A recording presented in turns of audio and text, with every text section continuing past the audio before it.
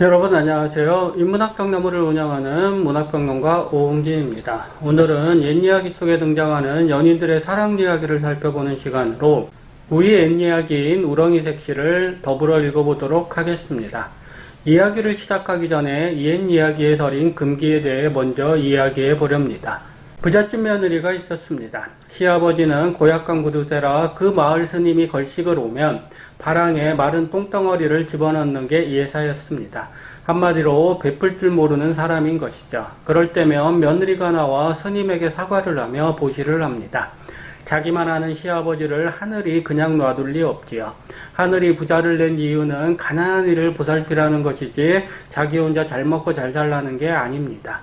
하늘의 뜻을 거역했으니 시아버지가 천벌을 받는 건 당연합니다. 하지만 며느리는 다릅니다.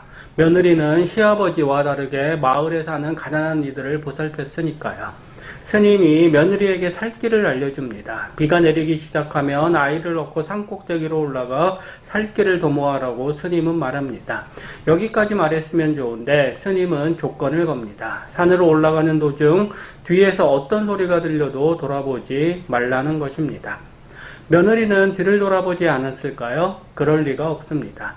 이야기에 나오는 금기는 어기라고 있는 것이지 지키라고 있는 것이 아닙니다. 금기를 지키면 이야기가 진전되지 않잖아요. 금기는 하늘이 인간에게 부여합니다. 하늘은 금기를 내려놓고 인간이 금기를 지키는지 내려다봅니다. 마음속에 욕망이 들끓는 인간이 금기를 지키지 못할 것을 알면서도 하늘은 왜 인간에게 금기를 내린 것일까요? 옛 이야기인 우렁이각시를 보면 욕망의 눈이 먼 인간은 늘 지금 현재만 생각합니다. 욕망이랑 감각과 다르지 않습니다. 머릿속을 떠도는 감각이면 견딜 수 있을지 모르지만 감각은 언제나 몸을 들뜨게 합니다. 배가 고플 때 음식을 생각하면 입에 침이 고이지요. 감각은 본능과도 같은 것입니다. 산을 올라가면서 며느리는 분명 머릿속으로는 뒤를 돌아보지 말아야 한다고 수없이 다짐했을 겁니다. 금기를 지켜야 살 수 있으니까요.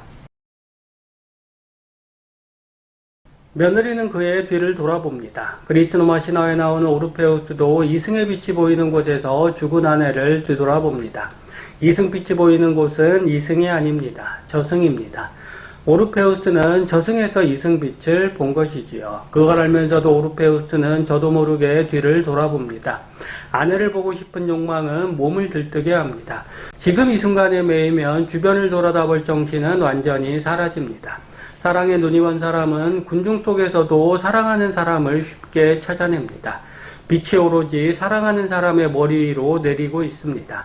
욕망에 달뜬 몸이 지어내는 환상이라고 말할 수 있지만 이 환상이 아니면 인간의 삶은 참으로 무미건조한 삶이 되었을 것입니다. 우렁이각시에 나오는 노총각과 각시도 이러한 상황에 그대로 노출되어 있습니다. 욕망을 이겨내면 성인이 됩니다. 부처나 예수와 같은 성인들을 생각해 보세요. 나이 30이 넘도록 장가를 못 간 노총각이 있습니다. 옛날에 30살이면 손자도 볼 수 있는 나이입니다. 예전에는 15살만 되어도 혼인을 했으니까요. 손자볼 나이가 되어서도 장가를 못 갔으니 노총각은 얼마나 답답했을까요? 우렁이각시는 천상에서 죄를 짓고 이승으로 내쫓긴 선녀입니다. 각시는 혼자 사는 노총각의 외로움을 잘 알고 있습니다. 하늘에서 쫓겨난 각시 또한 혼자 사는 건 마찬가지니까요.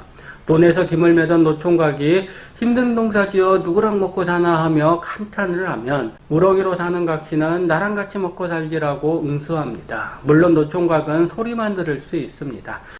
이상한 마음의 노총각은 다시 한번 농사지어 무엇하나 말합니다. 다시 나랑 같이 먹고 살기라는 소리가 들려옵니다. 노총각은 소리가 들리는 쪽으로 갑니다. 아무도 없습니다. 풀포기를 헤치니 커다란 우렁이 한 마리가 보이는데 노총각을 보더니 얼른 껍데기 속으로 숨어버립니다. 노총각은 우렁이를 집으로 가져와 농안에다 넣어둡니다.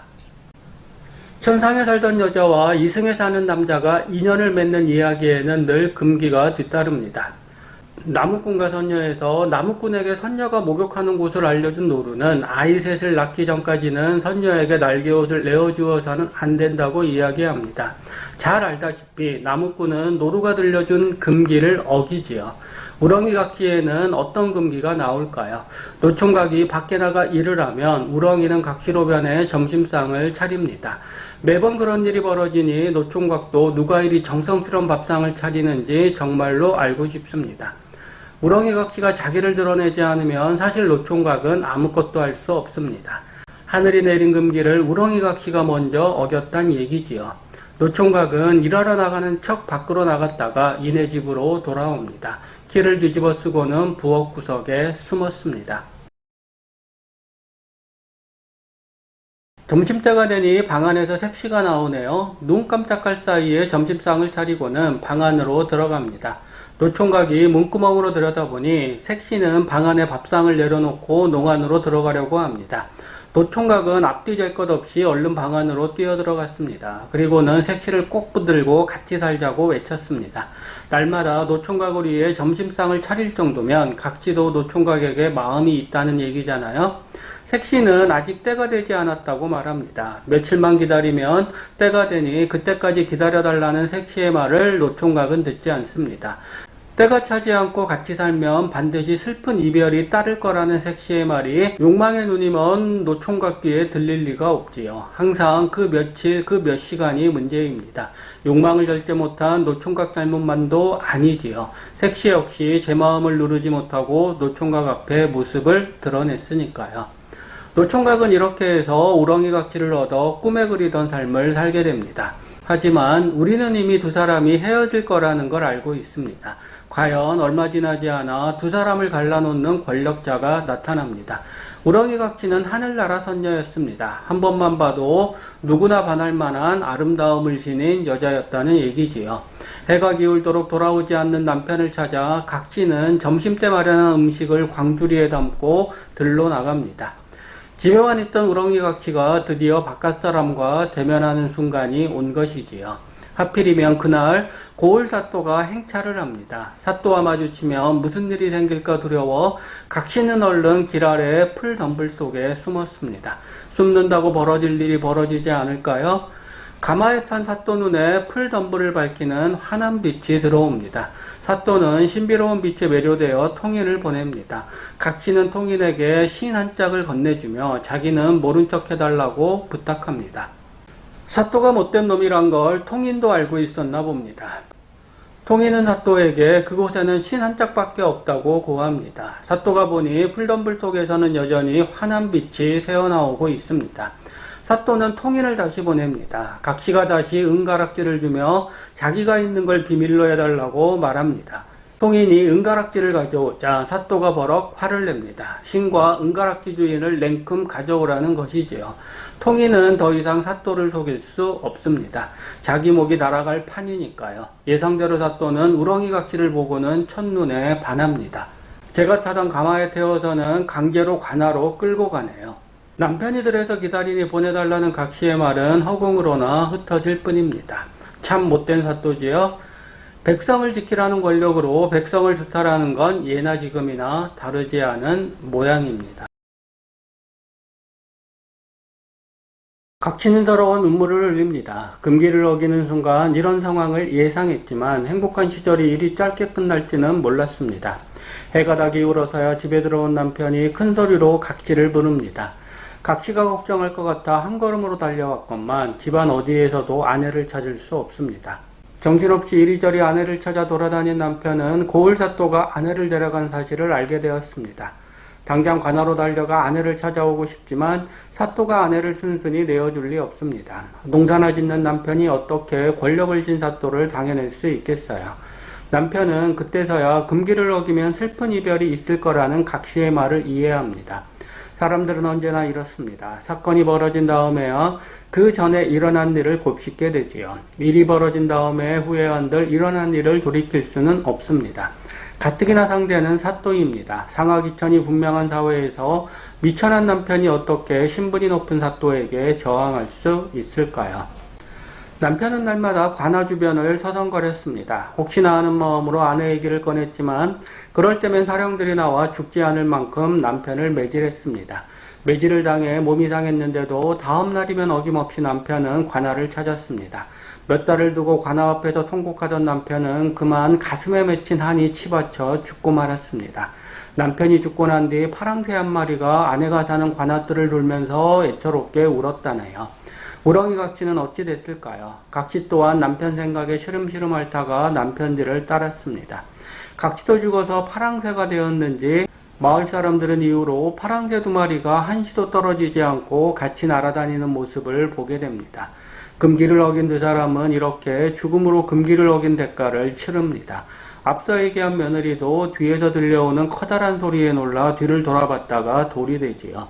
금기를 지키면 살고 금기를 지키면 죽는 이야기가 그만큼 많이 지어졌다는 말입니다. 우리가 잘 알고 있는 단군 신화도 금기를 밑바탕에 깔고 있는 이야기입니다. 금기를 지킨 곰은 사람이 되고 금기를 어긴 호랑이는 되지 못합니다. 곰과 호랑이에게 금기를 내린 존재는 하느님의 아들인 환웅입니다. 사람들이 함부로 금기를 만드는 게 아니라 하늘이 사람들에게 금기를 내립니다. 구약 성경에 나오는 10계명은 절대자의 명령을 모세가 기록한 것입니다. 계명은 반드시 지켜야 할 명령이니 금기와 같은 말이라고 할 수 있습니다. 인간 사회에는 지켜야 할 계명과 금기가 많습니다. 계명과 금기를 우리는 도덕이라는 이름으로 교육받습니다. 다시 말하지만 금기는 욕망을 절제하는 것입니다. 사람들이 욕망을 절제하지 못하면 이 세상은 지옥이 될 수밖에 없습니다. 하늘이 내리는 금기를 지키면 이 세상이 지옥으로 변하는 걸 막을 수 있습니다. 하지만 사람들은 금기를 지키기보다 제 욕망을 채우기에 급급합니다. 옛사람이나 지금 사람이나 다르지 않습니다. 옛사람들이 왜 마음을 깊이 닫고 또 닦아야 한다고 강조했을까요? 욕망을 절제하려면 마음을 닦아야 합니다. 마음이 거울처럼 맑아져야 자기 욕망을 절제하는 힘이 생깁니다. 하늘에서 죄를 짓고 내려온 우렁이 각시는 지상에서도 욕망을 절제하지 못하고 남편을 만났습니다. 남편은 며칠만 기다려달라는 각시의 말을 묵살하고 순간의 욕망에 제 몸과 마음을 내맡겼습니다. 하늘은 스스로 돕는 자를 돕는다는 말이 있지요. 우렁이 각시와 남편은 스스로를 돕지 않았습니다. 스스로 돕지 않는 자를 하늘이 도울 리 없습니다. 금기를 어기고 나서야 잘못을 뉘우친 두 사람은 죽어서 파랑새가 되었습니다. 죽은 다음에 하나가 된들 무슨 소용이 있냐고요? 이에 대한 판단은 여러분 스스로 내려보기 바랍니다.